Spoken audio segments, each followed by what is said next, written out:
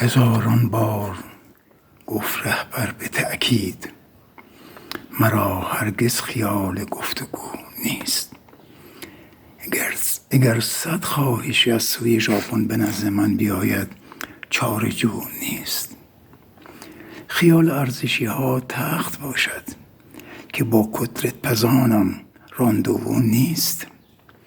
ز بیت رهبری گفتیم کافی است که لای حکم من یک تار مو نیست. ز چاه جمکران این فال آمد، کسی ترسد که پوتین پشت او نیست. فرستادیم پیغام سوی مسکو، به گل درمانده این خر راهرو نیست. رفیقان کرملینی بیایید که دیگر قطره آبی در سبو نیست. به لاوروف یا پوتین از ما بگویید اگر ویتکاف دوباره نزد او نیست. مگر در من ندیده روی عیسی، شریک راه برد سر مگو نیست. بگیرد فرصت از چین لاریجانی، اگر شی جین پینگ زیر پتو نیست. سکوت آمد جوابم از پکن نیست، که گویی هیچ جنبنده درو نیست.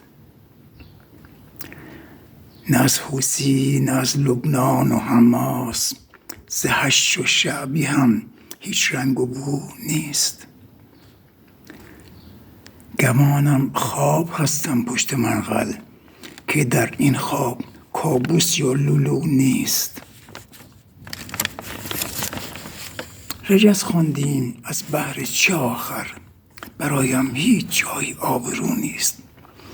رجزهایی که ما را پاره کرده و این سوراخ را درمان رفو نیست. گمانم گیج بودم یا که نشه که فرمودیم جنگی پیش رو نیست. نه غیرت نه شهامت نه سیاست در این دیدارها و گفتگو نیست.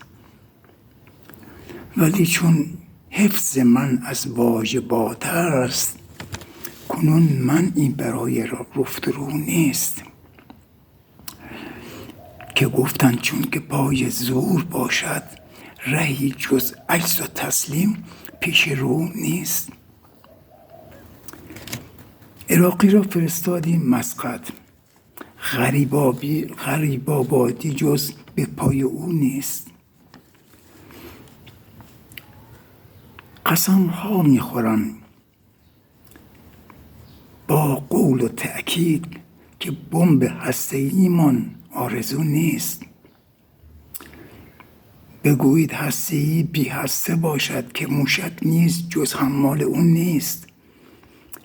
اگر فتوای من باور ندارد، که حتی حرف راستی توی اون نیست. قسم ها میخورم با قول و تأکید، که بمب هسته‌ای من آرزو نیست. دیگر حاجت به بمباران نباشد، که ما را طاقت بیوان و تو نیست.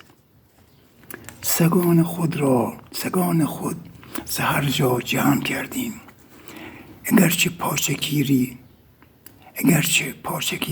در حکم کو نیست. سگان خود ز هر جا جمع کردیم، اگرچه پارچگیر در حکم کو نیست.